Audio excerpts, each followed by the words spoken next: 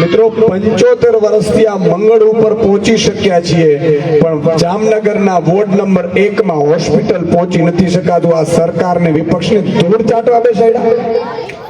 ચંદ્ર ઉપર પહોંચી રહ્યા છીએ, આપણે મંગળ ઉપર પહોંચી રહ્યા છીએ, ત્યાંથી લાઈવ અહીંયાથી જોઈ શકાય છે. પણ આપણા વિસ્તારમાં ગટર વ્યવસ્થા સારી લાવવામાં ભાજપ અને કોંગ્રેસ બંને નિષ્ફળ ગયા છે. આજે દુઃખની વાત એ છે કે દરરોજ સવારે ઉઠીએ ત્યાંથી હમણાં જે પ્રકાશભાઈ વાત કરતા હતા કે ખૂબ ટેક્સ આપીએ છીએ, ખૂબ ટેક્સ ચૂકવીએ છીએ, પણ ટેક્સ ચૂકવીએ છીએ એમાં વળતર શું મળે છે? વળતર શું મળે છે? બધું ચૂકવીએ જ છીએ. સવારે ઉઠી અને બ્રશ કરીએ ત્યાંથી ટેક્સ ચાલુ થાય. એમાં જમવાનું, કપડા લઈએ, વાસણ લઈએ, કોઈ પણ વસ્તુ મિત્રો લઈએ એટલે ટેક્સ ચૂકવવાનું આવે. અને સાંજે થાકી અને ઘરે સુવા જઈએ ત્યારે એમ થાય કે હા હવે ટેક્સ નથી, પણ નહીં, પંખો ફરે છે ને એના ઉપર ટેક્સ ચૂકવીએ છીએ. આટલું ટેક્સ ચૂકવીએ સરકારને. એની સામે સરકાર પાસેથી મળે છે શું? અહીંયા ઇંગ્લિશ મીડિયમની સ્કૂલ હોય તો મને ખબર નથી, છે ઇંગ્લિશ મીડિયમની મહેબૂબ? નથી ને? ઇંગ્લિશ મીડિયમની શાળા નથી. આજે કાયનાત બેન છે, તમે વિચાર કરો, ભણ્યા ગણ્યા હોશિયાર થયા, ડોક્ટર બન્યા, તો આજે તમારી વચ્ચે ઉભા છે. મહિલા સશક્તિકરણની વાત આવે છે, બેટી પઢાઓ બેટી બચાવોની વાત આવે છે, પણ બેટીને ભણવા માટે સારી શિક્ષણની વ્યવસ્થા ભાજપ ક્યારે આપી નથી. અને ભાજપે નથી આપી, અને કોંગ્રેસમાં દમન ન રહ્યો કે ક્યારે કોંગ્રેસે પણ એ વ્યવસ્થા પૂરી પાડવામાં નિષ્ફળ રહી. આ વાત સાચી છે? સચી કે નહીં? બરોબર જોયો? તો મિત્રો આજે આપની પાસે એક વાત લઈને આવ્યા છે. બાઇકમાં 1 લીટર પેટ્રોલ પુરાવીએ ને આપણે, 1 લીટર સ્કૂટીમાં કે બાઇકમાં, તો 50 રૂપિયા ટેક્સ ચૂકવીએ છીએ. 50 રૂપિયા. હવે માની લો કે અહીંયા 10,000 બાઇક હોય, ખાલી આ વોર્ડ નંબર 1 માં 10,000 બાઇક હોય, રોજ 1 લીટર પેટ્રોલ પુરાવે અને 50 રૂપિયા ટેક્સ ચૂકવે એટલે 5 લાખ થાય ને. રોજના 5 લાખ ખાલી પેટ્રોલ ભરાવીએ છીએ ને બાઇકમાં, એનો આપણે ટેક્સ ચૂકવીએ છીએ. બીજા બધા ટેક્સ તો અલગ, કરોડો રૂપિયાનો ટેક્સ ચૂકવીએ છીએ. એના બદલામાં શું મળવું જોઈએ? સારી હોસ્પિટલની સુવિધા મળવી જોઈએ વિના મૂલ્યે. સારી હોસ્પિટલ છે અહીંયા? જોરથી બોલો, છે અહીંયા હોસ્પિટલ? મિત્રો 75 વર્ષથી આ મંગળ ઉપર પહોંચી શક્યા છીએ, પણ જામનગરના વોર્ડ નંબર 1 માં હોસ્પિટલ પહોંચી નથી શકાતું. આ સરકારને વિપક્ષને ધૂળ ચાટવા બેસાડ્યા. એટલા માટે મિત્રો આજે આમ આદમી પાર્ટી આવી છે.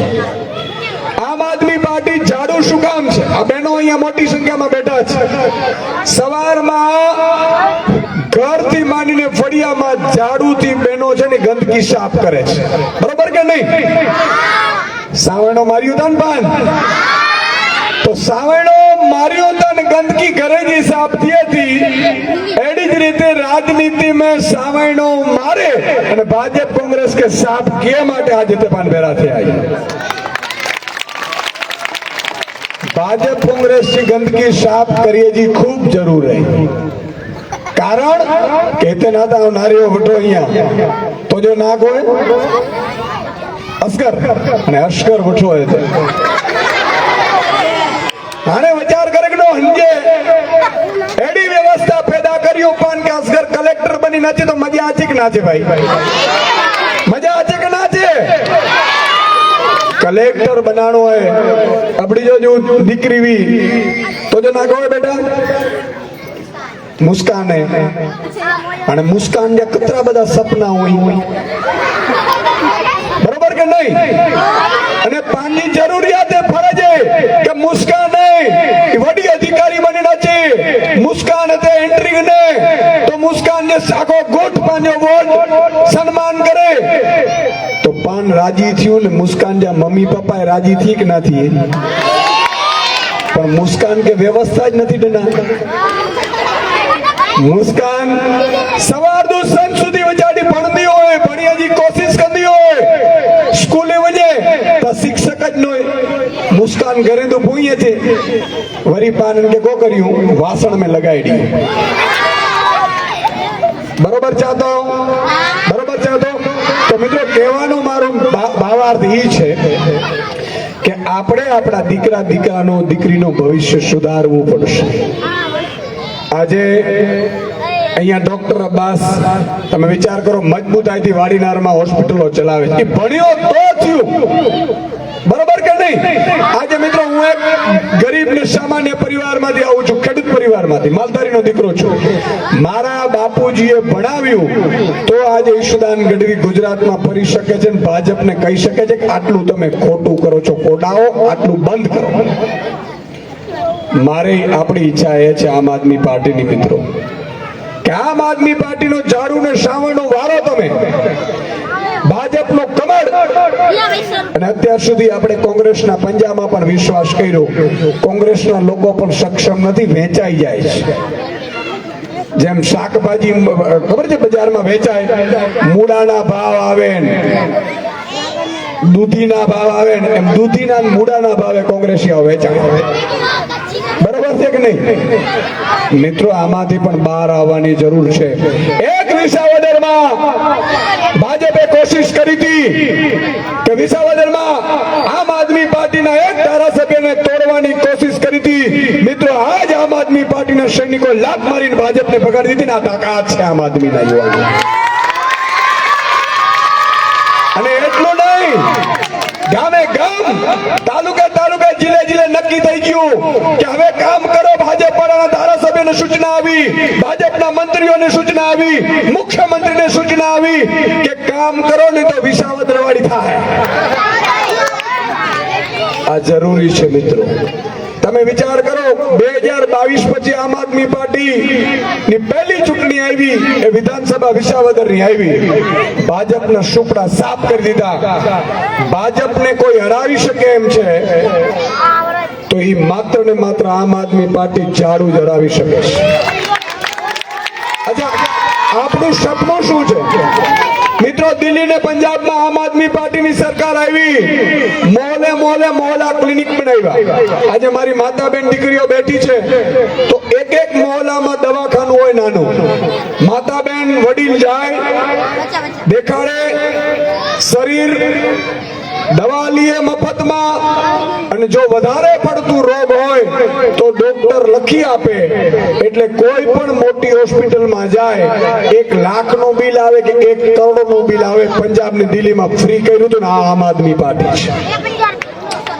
આપણે અહીંયા માં કાર્ડ ઘટાવો પિતા કાર્ડ ઘટાવો આયુષ્યમાન ઘટાવો ને એમાંથી 10 દિવસ નીકળી જાય અને એમાં પાછું એમ કે મંજૂરી નથી આવતી આ નથી આવતું ફલાણું નથી આવતું તો મિત્રો કહેવા હું આવ્યો છું આપણે કોંગ્રેસના મિત્રો અહીંયા આવે છે ચૂંટણી આવે એટલે ફરી વળે આપણે કોંગ્રેસને મત આપવાનું છે કોંગ્રેસને મત કોંગ્રેસે કર્યું હું 30 વર્ષમાં પેલા 30 વર્ષ સરકાર હતી કોંગ્રેસની ન દવાખાના હતા ન હોસ્પિટલો બનાવી ન કાંઈ થયું ન રોડ રસ્તા વીજળી પણ પહોંચતી નહોતી એ જ ભાજપ આવ્યા માસિયાઈ ભાઈ આપણે કહીએ ને ભાજપ પાછી આવી ભાજપના નેતાઓ તમે જો સાયકલના ફાફા હતા ને અત્યારે હેલિકોપ્ટર લઈને ફરે આ તમારા બધા ટેક્સના રૂપિયા મિત્રો ખડકી જાય છે પોતાની હોસ્પિટલો બનાવે પોતાની સ્કૂલો બનાવે પણ જનતાની હોસ્પિટલ ન બનાવે